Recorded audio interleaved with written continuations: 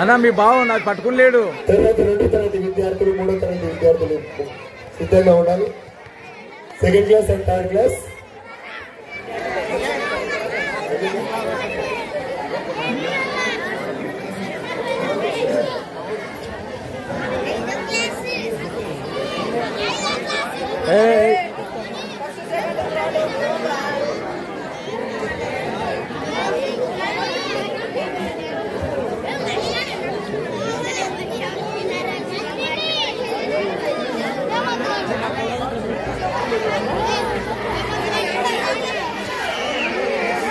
ఒకటో తరగతి రెండో తరగతి విద్యార్థుల కోసం